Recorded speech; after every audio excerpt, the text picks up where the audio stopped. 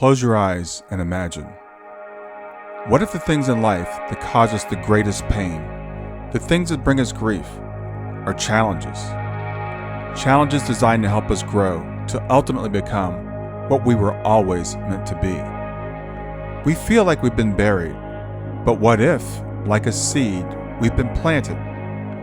And having been planted, we grow to become a mighty tree. Now, open your eyes. Open your eyes to this way of viewing life.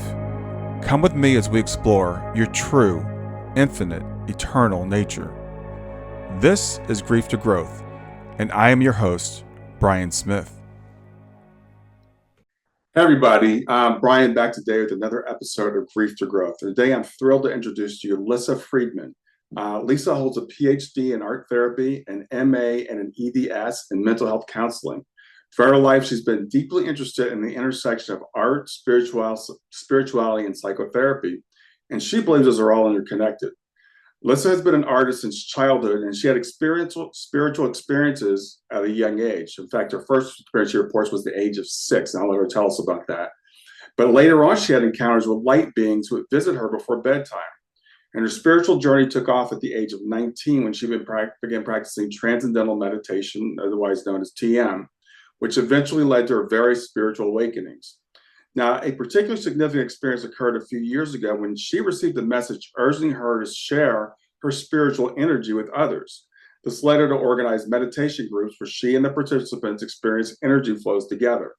The gatherings evolved into sharing wisdom and energy from a state that she calls boundlessness. Lissa believes that while sharing this shift in consciousness helps everyone move closer to the one, to the infinite, or to what she calls the boundless, ultimately leading to a ripple effect and expansion in human consciousness. She guides people through energetic transmissions, assisting them in taking the next steps on their spiritual journeys. She has over 40 years of experience as a psychotherapist. She's trained and been certified in several modalities, including transpersonal hypnotherapy and Ericksonian hypnotherapy. She's also the founder of the Enneagram School of Awakening. And she refers to her approach as transpersonal psychotherapy, and she helps people work through personal limitations while guiding them back to their true nature, which she says transcends the personal. She's authored 2 books, Boundless, which details her journey to the boundless, and From the Heart of Boundless, which discusses obstacles and issues that may hinder our connection to the boundless. So with that, I want to welcome to Grief to Growth, Lissa Friedman. Hi, I'm glad to be here. Yeah, I'm really excited to talk to you today. And I have to start off telling a little story. I was just talking with someone just right before I was talking to you. It's 10 o'clock on Monday morning. My first appointment was at 9 o'clock today. And I just met this person for the first time. And I said, "What do you do?" And she said, "I'm a transpersonal psychotherapist." And I was like, okay. So then I get off the call with her and I start to get prepared for our conversation today. And I looked up your bio again just to refresh myself. I'm like, I must have pulled up the wrong bio because I'm talking to 2 transpersonal psychotherapists in a row. So I see that as a synchronicity. I thought that was really interesting. I do too. And I'll say just a couple of words about transpersonal psychotherapy because people like, what is that? Mm-hmm. Yes, please. So I called myself that before it became popular to actually get a degree as a transpersonal psychotherapist. You can do that now. Right. But I was sitting with myself thinking, what is it that I do? I help people work through their personal issues and then go beyond that to beyond the personal, to a spiritual connection. So it's both. So it's not like I avoid or ignore personal issues, but to resolve them so that we can transcend that. Yeah, I think it's fascinating, and I think you're the third person I've talked to who's a transpersonal psychotherapist at this point. But it's not very well known. It's interesting you were doing that, before it became something you can get a degree in. Yeah, right. So tell me about you said you had experience, I guess, when you were 6, and you tell me about that experience. Yeah. So you see, let me also say that I like to talk about some of these experiences because I believe that most of us have had something like that. And we just go, oh, well, I guess I don't know what that was, which I did too. It took me probably 50 years to sit back and go, what happened there? And maybe it was important. So I think we all do that. Anyway, so I'm walking to school And the school was just like around the corner and down the bend, and my parents could watch me through the upstairs window. So it was really little, but and I grew up in the Bronx, which was kind of safe back then. Mhm. It became not so safe, but okay. So I'm walking to school, and I look down at my little feet, which I was wearing Buster Brown shoes, and I look down at my feet, and I think, I'm here. I'm here. Wow. And I look around, it's like I woke up and knew. Now, what could I possibly mean I am here? Mhm. Something more than this little person walking to school is walking to school. There's like the presence of beingness was inside me, and I recognized it. Mhm. And then didn't think about it for many years. But that was my first awakening, quote, awakening kind of experience. Mhm. Yeah. And then you had another experience. Well, I guess when you were like about 19, I think it was when you took up TM. Is that correct? Yeah. So, but I have to say, probably the next kind of awakening events that happened Hmm. probably were the light beings that would come visit Oh, me. yes, yes. The TM thing, just to talk a little bit about TM, was my first way into really searching and meditating and exploring in a way that I knew that that's what I was doing. Okay, right. But that I didn't stay with TM for very long. I probably was with TM for 2 or 3 years, Okay. and then had other teachers and so forth. But the light beings, which I call them that because I could feel their energetic presence, um, and they had some quality of light about them. So of course I call them light beings. But it started when I was 9 and went on till I was about 16. And why it stopped, I really don't know. Why it started, I don't know either, except that I I have a little theory around it. It was the first, when I was 9, we moved into a bigger apartment and I had my own room. Okay. And I think there was something about having my own room, nobody else sleeping in there.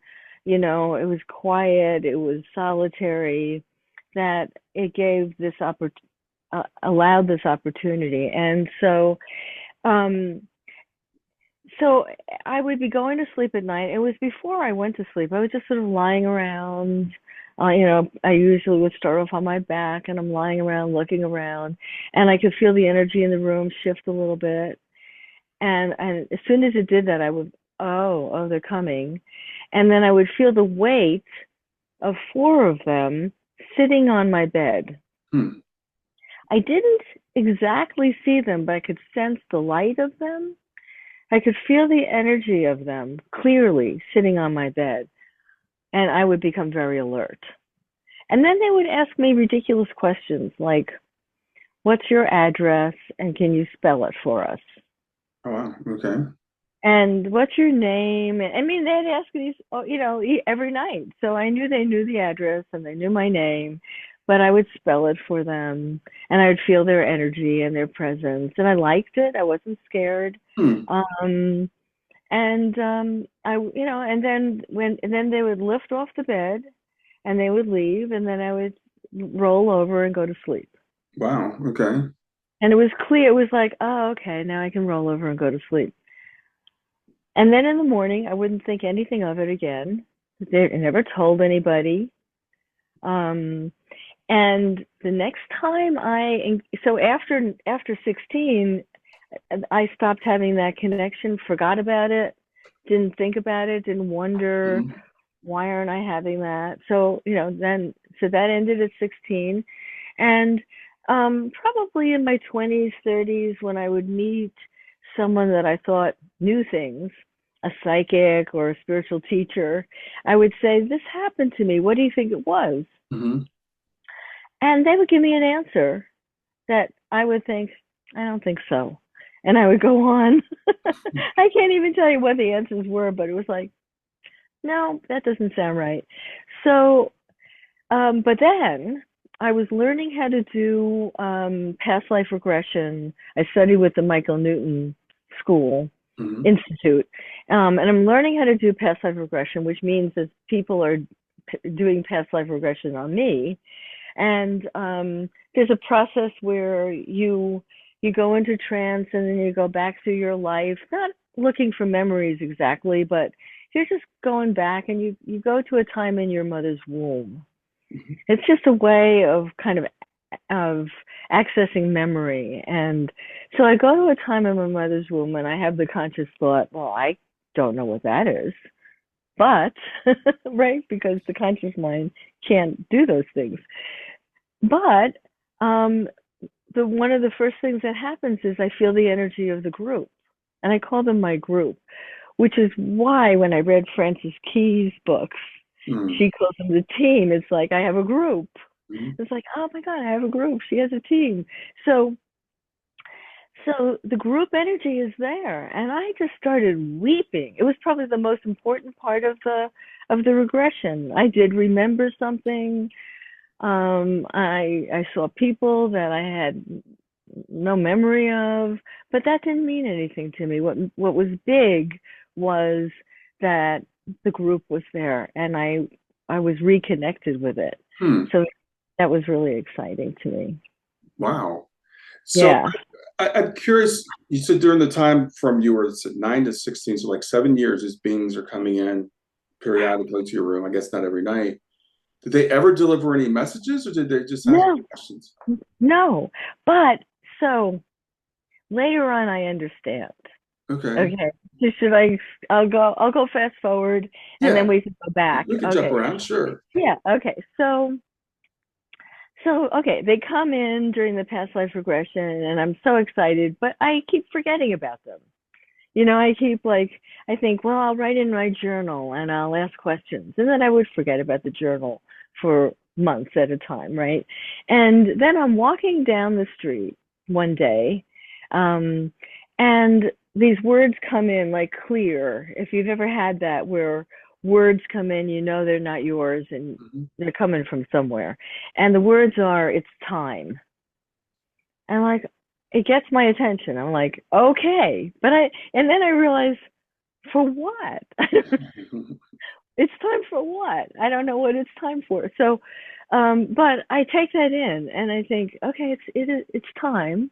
It probably has something to do with consciousness and awakening and something like that. But I don't know what. I meditate. I give attention to that.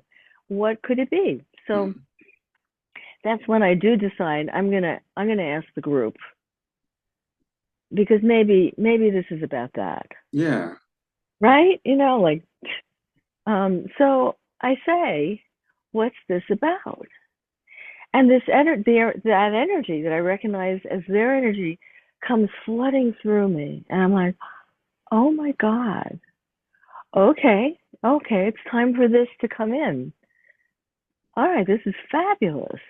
So, and I'm like in this altered state, and I take walks in this altered state, and I sit in this altered state, and I'm grateful, and I cry, and I journal. I'm so grateful. I'm so grateful.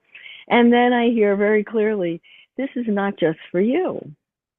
Like, oh, well, that makes sense, but it didn't occur to me. And, it's like, okay, well, I'll gather some people together and we'll meditate together.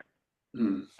So I do. I tell a few people, and just a few. We sit and we meditate, and the frequency comes in big, and I don't say anything about it, but I can tell the people are altered, and so then I go home and I journal, and they say you have to tell them about us, like I don't really want to, you know. I'm a kind of sort of not really conventional, but it's like I present as a conventional psychotherapist, but Hmm. it's my secret that I'm not conventional. Hmm. Right, right. So I'm like, oh God, okay. So the next time I meet with these few people, I say, did you notice the energy changing in the room? And they say, yeah. I say, okay, that's good. And I go back and I say, see, I mentioned the energy. Said, no, no, no, us. So then I have to go back and say, okay, there's a group of light beings that are sending a frequency of energy through me to you, and they've asked that I tell you that. And they go, far out. I used to have something like that.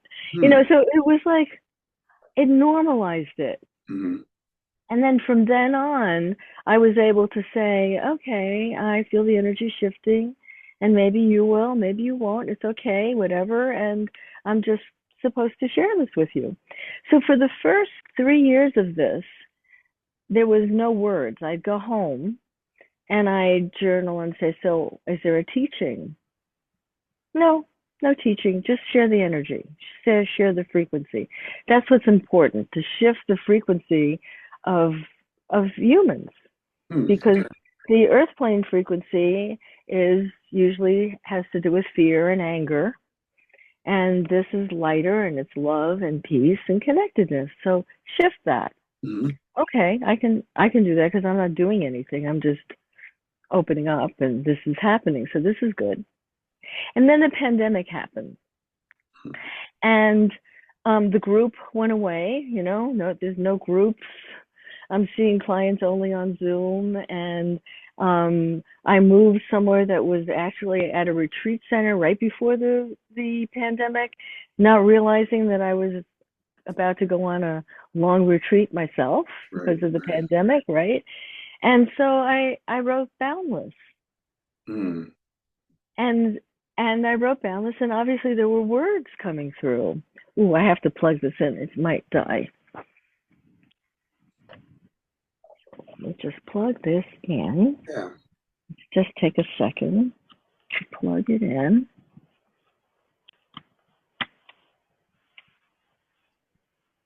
Okay, I'm a little bit in a different place, but I think it's okay. We're good. Yeah. Okay, great. Okay, so so now there are words. Okay. Coming from Boundless, and the words are in that book. I describe very clearly how to move from a separate,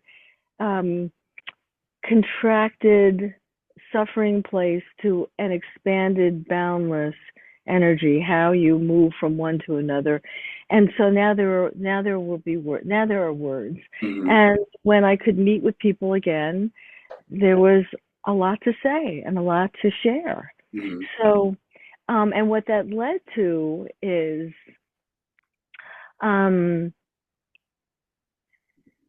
so there was, okay, so now there are words, and what that led to was, how am I going to share these words? And the first meeting I had where I was going to really actually let it flow through, I knew that it couldn't come from me. It had to come from that energy, and it had to come clearly from that energy. So I just automatically left my eyes closed, and I said, okay, I'm available, and what would you like to share? And the words would flow through, and there was things to say, and then I would say, okay, we're open for questions and comments. And I guided people to only share from this moment, not like history or memories, but right now, and something that would help with their spiritual journey. And they would ask questions, and I would see the questions as energy, and I would see the answers as energy, and I would just wait for them to become words, and I would say the words. Wow. Okay. And that's what's happening now. Yeah. Yeah.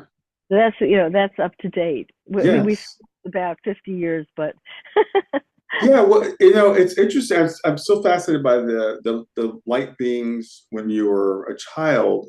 Do you think they were just sharing energy with you, maybe even at the time? That's what I think they were doing. I think they were sharing and altering my nervous system. Because I could feel their energy, and it was just a matter of, like, what can we do to keep her just still enough to receive this? Well, we'll ask her silly questions. Yeah. Yeah. And cool, and and I would answer them, and when they were done with me, they would just lift off and float away. So that feeling you had when you were 6, when you felt like you were in there, did you feel lonely? Did you feel disoriented? How did you feel? Excited, Okay. really excited. It was like, oh, I'm here. Okay. Okay. This is fabulous. I'm here.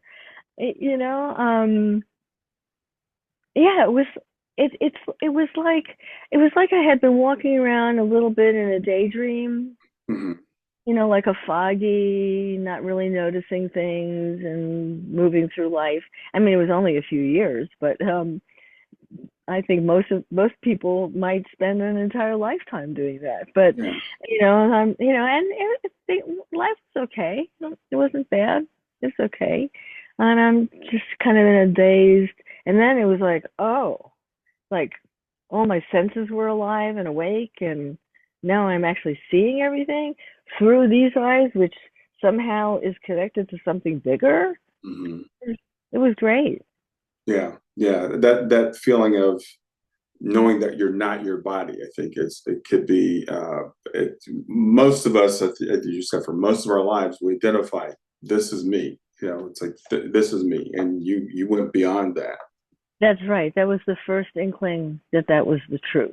Yeah. I mean, that's a profound thing, but it did take me quite a number of years to understand that that came to me at such a young age. But Hmm. you're right, we're not our bodies, and we're not our minds, and we're not our emotions.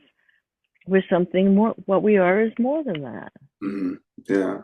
So, So the message of that they're getting to us now, what would you say is the core message? um, that we are boundless itself. We're not the thoughts. We're we're not the emotions. We're not the body. We're not even the sensations. But there is something that is aware of all of that. That awareness is what we are. So we tend to think that when we are aware of our thinking or some experience, that we own that awareness. It's mine. It's my separate awareness, and you have your separate awareness, and everybody has their separate awareness. Hmm. And it's actually a little bit true in that we are a portal, and it is very specific coming into us, but it is from the bigger oneness, awareness, boundless, oneness. I use all those words interchangeably. Hmm. So it's like um, the other day I was um, sitting with a bunch of people, and I heard the birds singing, and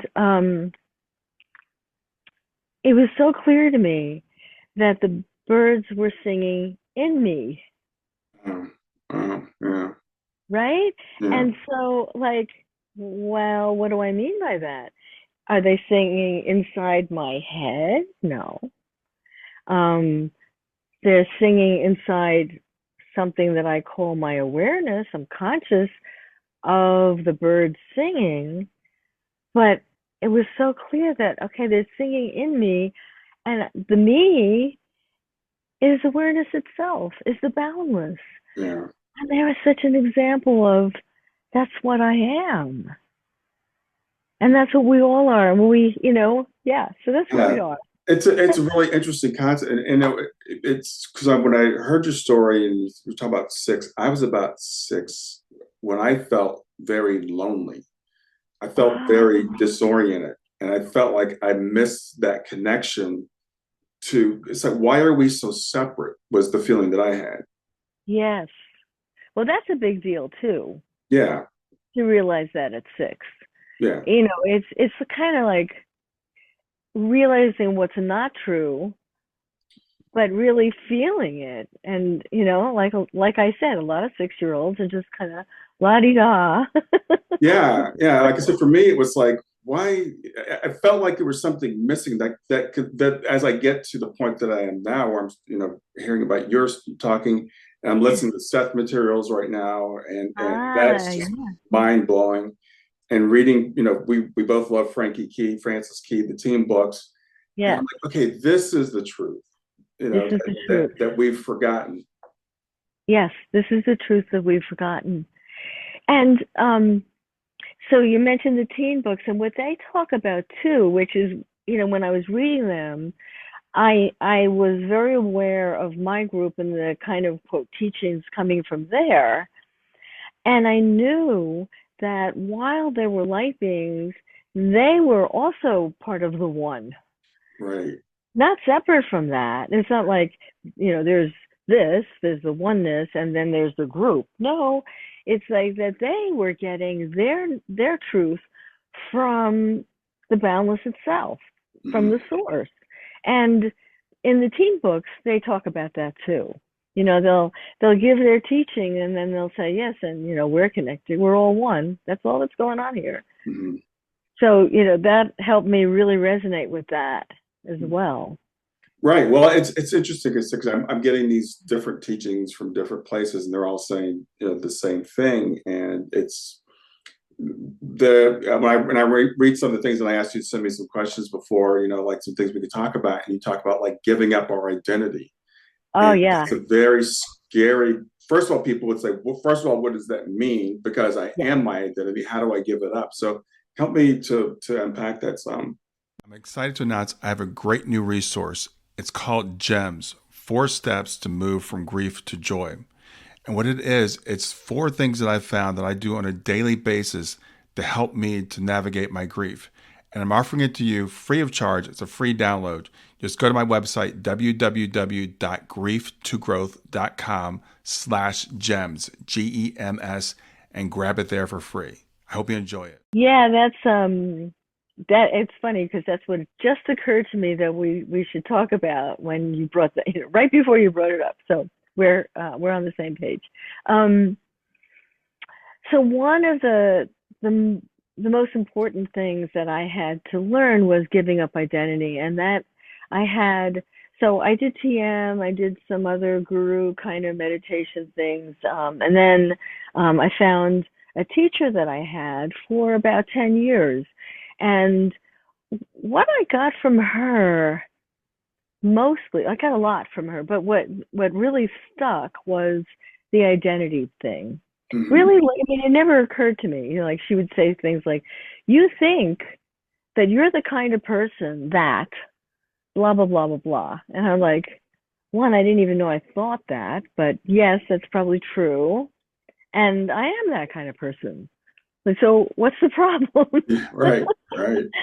Yeah, okay, that's true. And it was like, no, you're not. That's not what you are.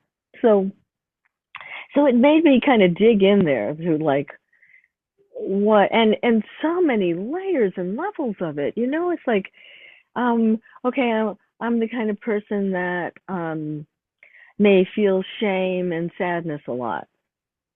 Okay. But now there are stories that go with it. What are the stories?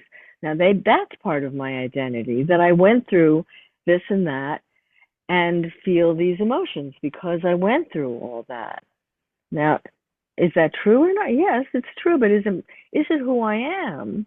Or is it just things that I went through? And okay, so there's that kind of psychological level.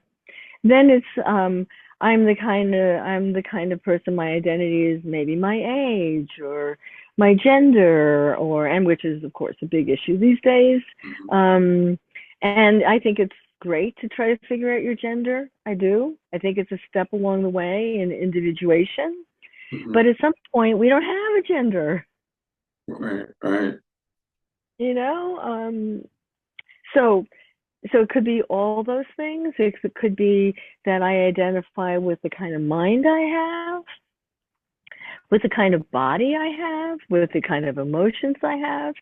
And I had peeled away many, many layers of this.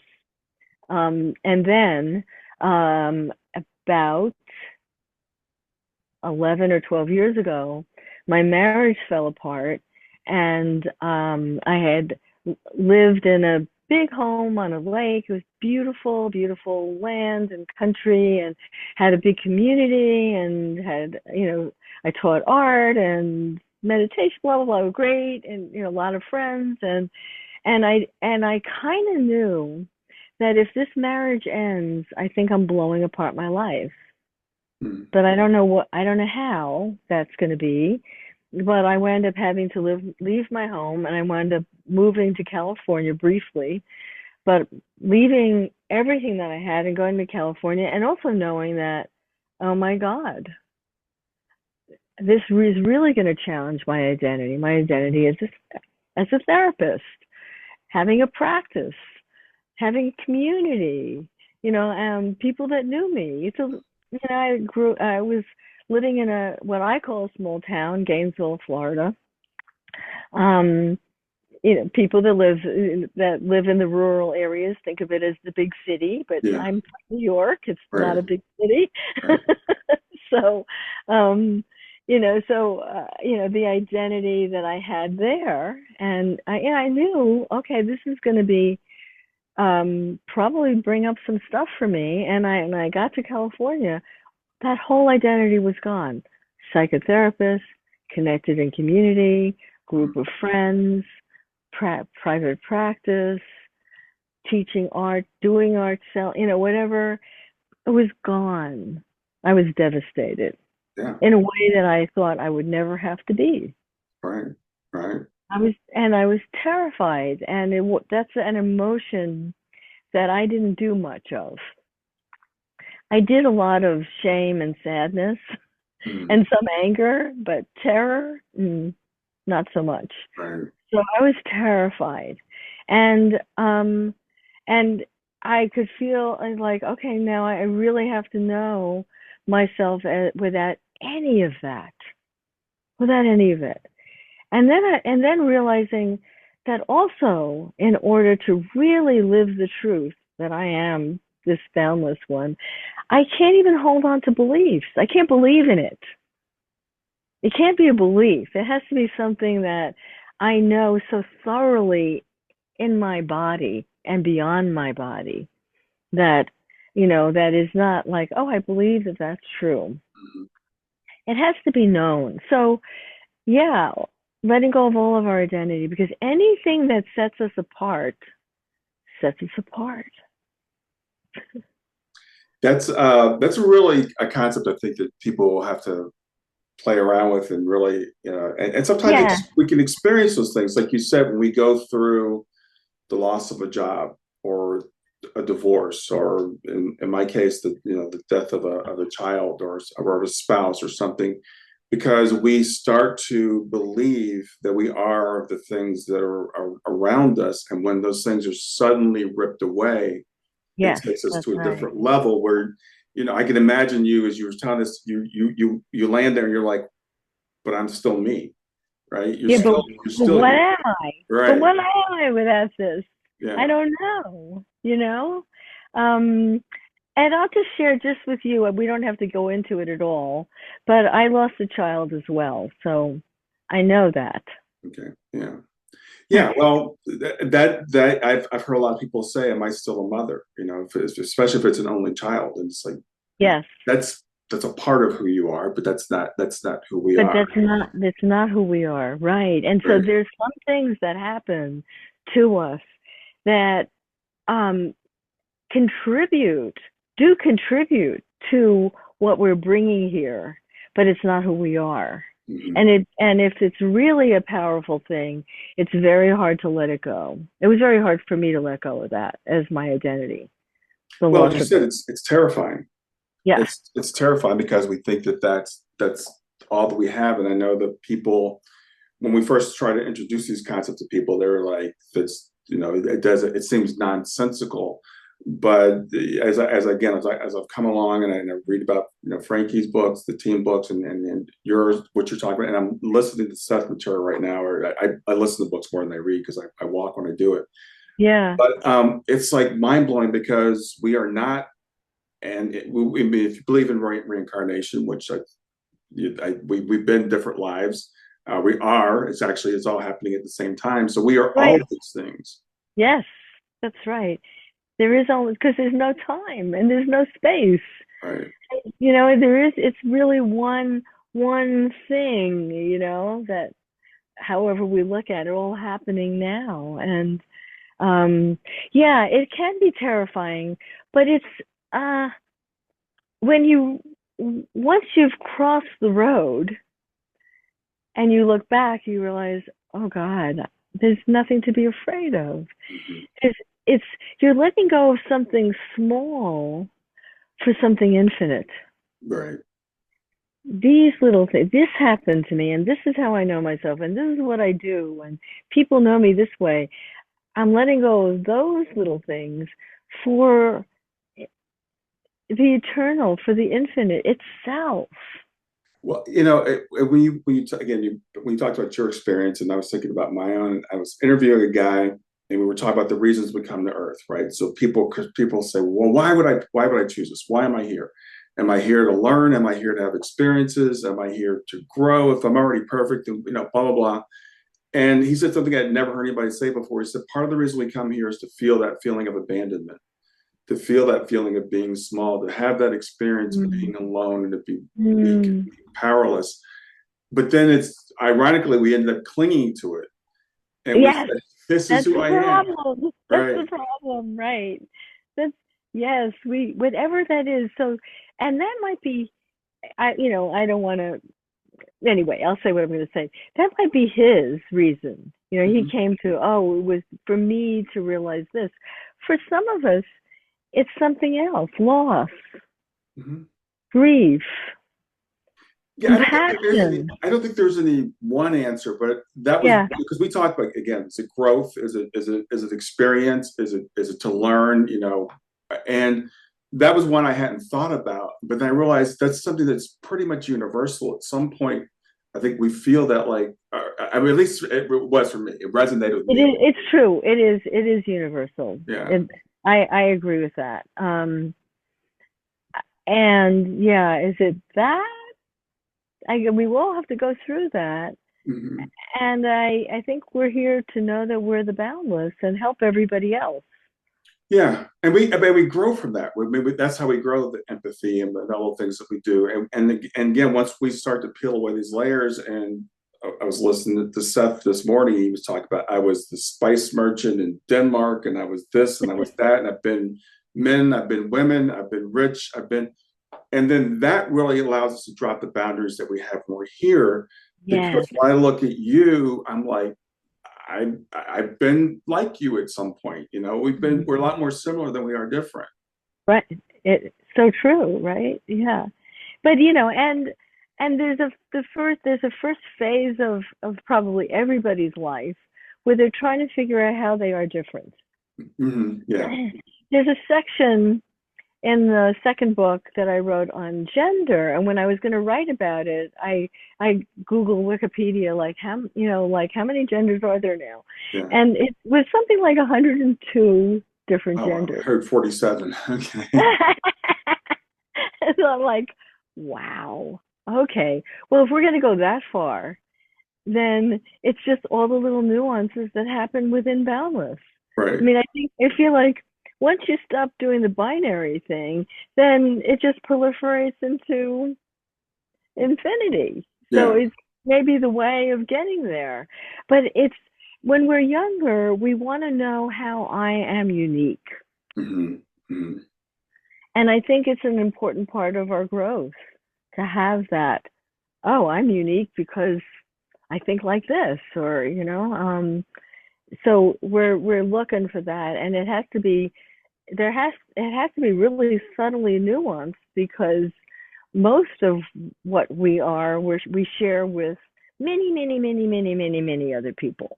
So Hmm. to find uniqueness is kind of difficult, but we're looking for that until we begin to realize, well, maybe it's more important to see how we are similar. Yeah. And this similarity goes beyond, because here's where people get stuck too. They're like, oh, okay, you you interview people. I do something like that. So we're the same. Right. Right. Or you're reading Seth. I read Seth. We're the same. oh, you're da da da da, and I did that, so we're the same. Um, and I've heard, and it's comforting to someone to do that. I've worked with people who will say, "Oh yeah, I did art when I was younger, so we're the same." It's like, no, we're actually the same because we're boundless. Right. We are consciousness itself. We are the divine. That that's we share that with everything in the universe. Mm-hmm. And so that's a little different than having qualities or attributes or history. It's not on the individual level. It's way beyond that. Right. Well, what I'm gathering from what you're saying, and again, we can relate it to the team books, is that we are not individuals, and they say that, Frankie says that over and over again in team books. You're not an individual. We are team. I just see it now as like it's like nested the way our reality is. So I'm Oh, I within a like that. team, and that team is within another team, and that team. I think that she went to this level of leagues, and and then Seth talks about the different personalities, like there's Seth and there's Seth 2, and Seth is actually part of Seth 2. So, and then he talks about all of his personalities Yeah. that he's lived. So we are multifaceted, multi-dimensional beings living multiple lives at the same time, and it's just hard to even wrap your head around. Right. It is. It is hard. We can't wrap our head around it. I think that's that's part of the letting go, because Yes. the little human mind, it's too limited. Yes, you're exactly right. You get to a point where you just have to say, okay, I can't understand this from where that I am. Let's enjoy the experience that we're having, but also, again, we're not as different as we think that we are. We don't, and you talked earlier about identifying with certain things, and I was just thinking about this morning. As I'm getting older, and just had a part. My wife and I. My wife's from Kentucky, so we had a Kentucky Derby party like yesterday. My parents used to like that parties. I thought, yeah, one day I'll look back at these pictures. We used to be a lot younger. Now we're older, and I identified as being that 35-year-old guy, but now I'm the 61-year-old, 62-year-old guy. Which one am I, right? Because they're ostensibly different people. They look different, they think different, but I identify them all as being me. Yeah, right. And then there are me's way beyond that too, right? Yeah, yeah. Yeah, yeah, yeah. And we might, some people start identifying as their age. Hmm. I think probably a lot of people do, right? I think it was a mistake that most of us make at some point in my life. My poor daughter, she would say things to me like, "Oh, Dad, you're so old," or whatever. I'm like, and I remember sitting at the kitchen table with my grandmother and saying that to her, and she said, Right. "I'm the same person I was when I was 16." And she was Yeah. probably at that time, she was probably about the age I am now, but I thought she was old as the hills and Oh, always had been ancient. old. Yes. Yeah, right. And so we do. When we're young, we think we're always going to be young. When we're old, we think of ourselves as old people. And the truth is we're neither one. We're not the young person or the old person. We're Yeah, ageless. we're not even a person. Yeah. We're not even a person. We're not even just a light being. No, that's Yeah, true.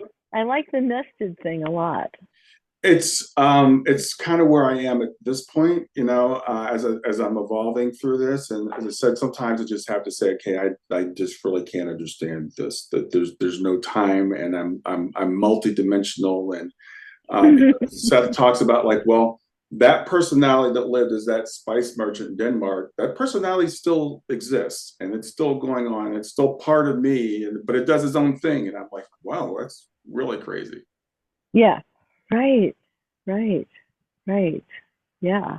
So I like the fact that what you're doing is helping people to open up to this, to start to understand it, because I think it's really important in our world that we move beyond this small thing that we think that we are. I mean, I think that's the cause of like 99% of the problems that we have in the world. I totally agree with you. I think it is the cause of, yeah, we could say all, but 99 is good enough. Yeah, I'm just gonna yeah, I let myself a little bit of wiggle room. But yeah, the fact that it's like, okay, well, I can't, if I get this, then or you get this, then I can't have it, and vice versa. and not being able to understand where other people are coming from. Well, right, the gender thing.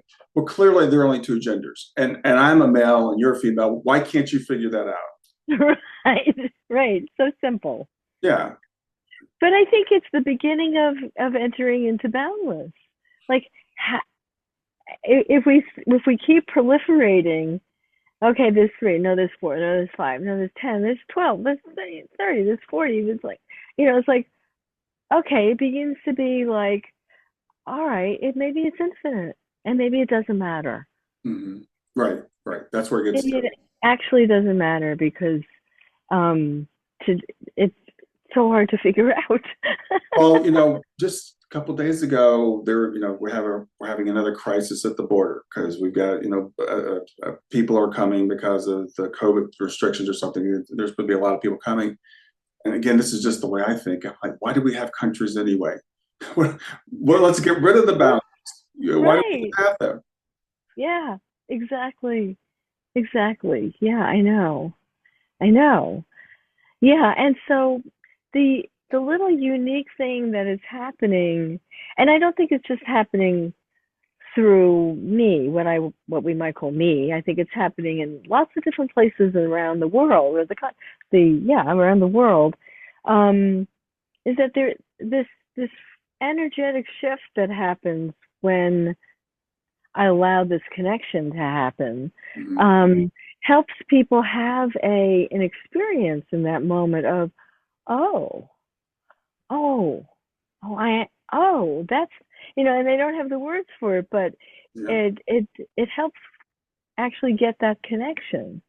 Yeah, I was partying Saturday night, was having a conversation with the neighbor next door, and I live in a very conservative area, and we've only talked at that level a couple of times, and she said, well, I'm a middle of the road kind of person, and because she doesn't want to be, take either side. Yeah. We were talking about certain things. We talked about a couple issues, and we're talking about choice, women having the right to choose. I believe women should have the right to choose, is what she said. I said, okay, well, she said, does that make me a liberal? No, it doesn't make you anything. It just means you think women should have a right to choose. And we talked about another issue. And she goes, well, but I'm supposed to be, on that side. I said, no, there are no sides. If you feel that women should have the right to choose, you shouldn't be defined by the fact that, your father was a Republican and that's the position that you have to take. And that's what these boxes that we put ourselves in, we get ourselves all tied up in knots. And that's the identity thing. Right. We're going to identify politically as something. And then if we find ourselves thinking outside that box, oh my God, we're challenging our identity. Mm-hmm. Yeah, forget about it, Yeah. Well, it's politics, it's religion, and the thing is, so if I say something that disagrees with your religion, then you feel personally attacked, right? Because you've identified with it. Because that's what I am, right? Yeah, it all has to go. And what I also like to share with people, because there have been moments for everyone where they believed in nothing, they weren't on a political side, they weren't on any side of all, and in the moments you don't realize it. So for some, in the Asheville area, people love to go hiking up in the mountains, and it's beautiful, right? Sure. And so there's usually a moment where somebody's hiking and they reach the top of something, they look out at the vista and they go, and they're one right then. Right. And there isn't a belief that I'm one. There isn't a belief in how beautiful it is here. There isn't a belief that I'm a person, I'm this kind. It's all gone. Mm-hmm. And in that moment, nothing defines them. Now, the mind comes back in and says, oh, this is a good spot. I'll have to come back here. I like it. I should take a picture of it. Yeah. And then I can look at it at home and do that again. And it never does. It never works again, because in that moment, there was no effort. There was no trying. There was no belief. Mm. It just opened like that. Yeah. And so one of the things that's important around knowing really the truth that I am boundless is relaxing deeply. You know, how do we let go of everything? You can't, but you can relax deeply, and you can accept whatever is showing up. You can be in a mode of, I'm not going to fight with my thoughts. I'm not going to have any concept that I should have no thoughts in my mind. Yeah. No, I'm gonna just let them be there. I'm gonna accept that. Right now, I feel this, but okay, I'm gonna let that go and just feel. There's no right and wrong. It's all included. Whatever is going on is included. And as I sit and relax even more deeply, allowing and including, I'm stepping out of something. I'm stepping out of my separate self, and I'm relaxing deeply in deep acceptance. Mm-hmm. And then, yeah, go I was ahead. going to say what you just said reminded me, because I wanted to come back to transcendental meditation, because you said you only did that for a few years and then you did something else. Um, I'm working with a guy who was part of the early TM movement, Kelvin Chin. You might know his name. But Kelvin teaches a style of meditation he calls turning within now. He's not part of the TM movement either. So what, do you still do meditation, and I is it a type, do. or how do I you do it? do. Yeah, I do what I'm talking about. And it's more like abiding. I love that word. Yeah, yeah. You know, so it is, I sit with my eyes closed and just let go. Just let go, and and there's effortless noticing of what's going on. Maybe Mhm. there's thoughts, maybe there's feelings, sensations. But if there's so I'll give you a little example of stepping out of things. So let's say you sit to meditate, or I sit to meditate, and there's something nagging at me. Whatever, I should cancel that meeting. It's bothering me. I should Yeah, cancel that meeting. It's too much. I should cancel the meeting. And it's like, okay, I'm gonna accept that this is going on. And I can't make the decision right now, but I can feel and see the thoughts around it and the tightness around it, and that's like a little ball or bundle of something that is, mhm. contracted. Sure. And it's not a big issue, right? So it's, but it could be, but it's not. But it's enough to it's distracting me. So I kind of like put it all together and become the observer of it. Okay, I can see that. Yeah, I see that dilemma. And I step back into being the observer, but then I become aware that something else knows about this observer as well. And I lean back into that. That is what I call boundless, but it's in that moment, it has no label. It's just there's something else there that knows about the observer and the dilemma. Boundless. And as I just sort of let go, relax deeply, and that separate self that has a dilemma just begins to dissolve into boundless itself. And then that could be my meditation. Mhm. Mhm. If there is no issue, then I just sit as wow, you know, relaxing, and being. Mhm. So I So think, yeah. yeah, another thing I wanted to ask you about, because I'm fascinated about the Enneagram. So how does the Enneagram, how does that play into Oh, the that's a work? good question. So I worked with and studied the Enneagram for many years, and Hmm. I just recently uh, retired from teaching the Enneagram. At some point you have to retire from something. I understand. Yeah. So, and I had set up the school, and my daughter teaches, and she teaches the essence of the Enneagram, and there's three really good teachers in the school. So it's like, wow, you got it.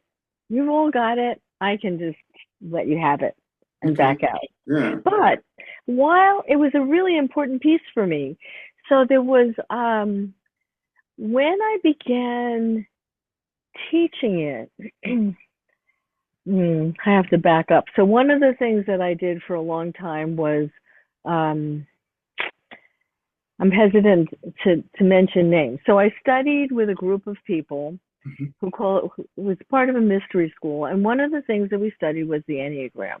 Okay. And when I left the mystery school, I had signed papers to never teach anything that I learned within there. Mhm. So I'm being a psychotherapist and working with people and doing my own work, right? Mhm. And realizing that we're all reaching a wall, something that we're willing to let go of this and process that and release this. And then if I say, and now let go of this, everybody says, whatever the this is, it's different.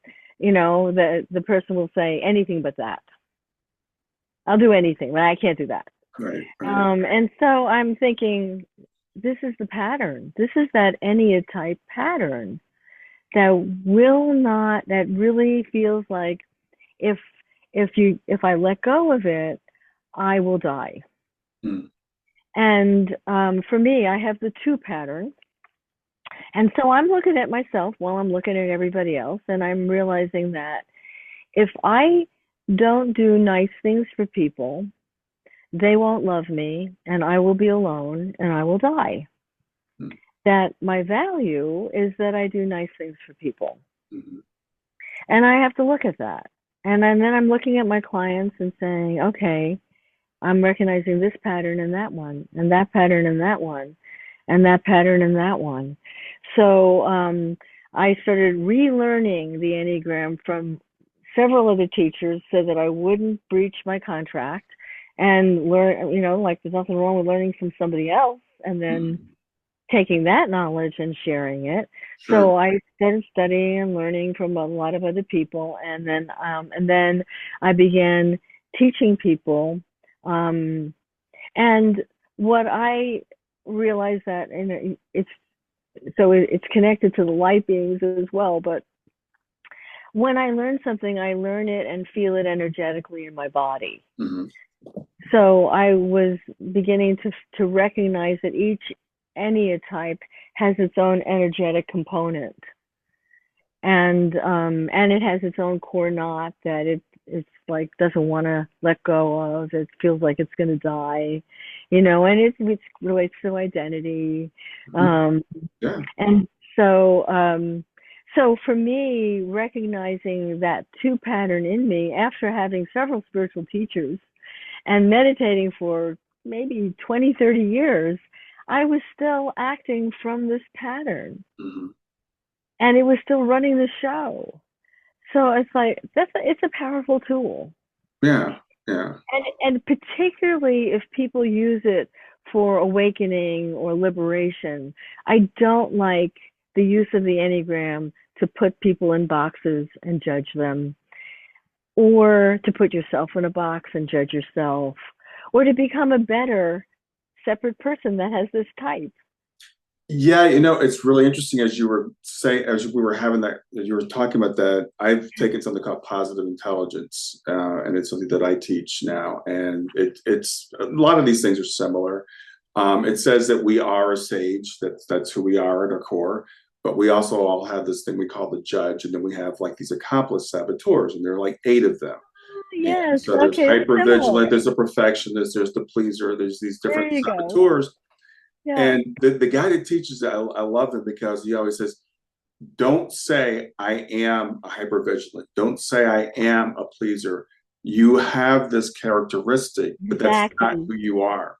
Exactly. That's my fear with some of these type things, because people will say I am a two. Exactly. And I'll say I have the two pattern. Yeah, Yeah. yeah, Yeah.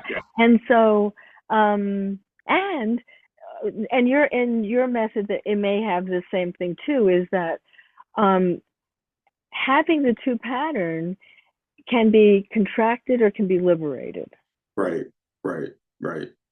And Yeah, I so mean, there, it takes something that's actually a good thing. We want to be pleasant to people. We want to be nice to people, and it overuses it to the point where it becomes detrimental. So we have to learn how to use that wisely. so that it's not something we're beating ourselves up with, but it's a tool. It's good to be good to people. It's Yeah, good to be liked.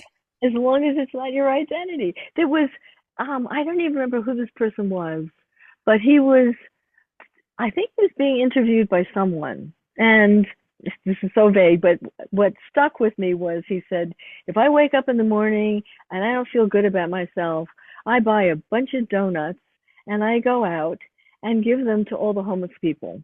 And then I feel good about myself. Interesting. And I'm thinking, that's a nice thing. I mean, I would rather not donuts, but Yeah. but it sounded to me like someone with a two pattern, Yeah. needing to feed the identity of being a two, so you would feel better, rather than do something that just made them feel better. And that's where when I work with clients, it's like it's not what you do, it's the motivation you do it from. You could do the Yes, exact same act. And exactly. I was telling my clients that, eating healthy is a way of self-care. We should all try to eat healthy. But also one day you might just want to have a donut. And Exactly. that could also be an act of self-care. Absolutely. I completely agree with you. Absolutely. And it's not, though, if you feel guilty and shame yourself about eating the donut, but if you totally love that donut Mm-hmm.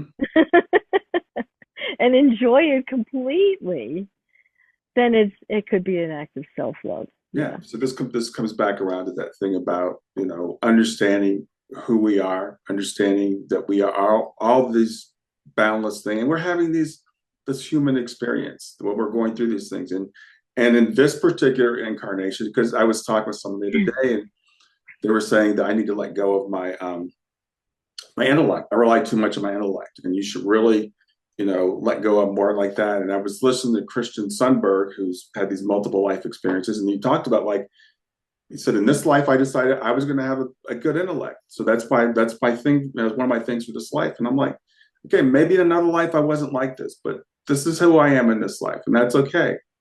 Yeah. Yeah. And know that you're boundless with a good intellect. Yeah, yeah. So we Do you, all, we all, it's, you see the difference? Is that, and I don't experience, I mean, I've spoken to, been around people who have the identity of intellect, and I don't feel that in you. yeah, I don't know. It's kind of my way of processing things, I guess, because I when I was a little kid and I started having all these issues about, like, death and hell and all the things I went through and feeling alone, Yeah. I turned to books. I'm like, I'm just going to read everything I can possibly find, and I still do that.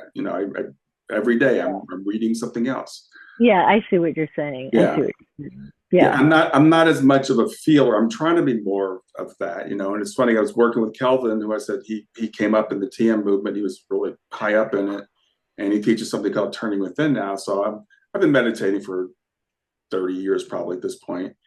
And I'm like, Kelvin, am I doing it right? He goes, there is no doing it right. Yep. There's no doing it wrong. The only thing wrong is if you're trying too hard.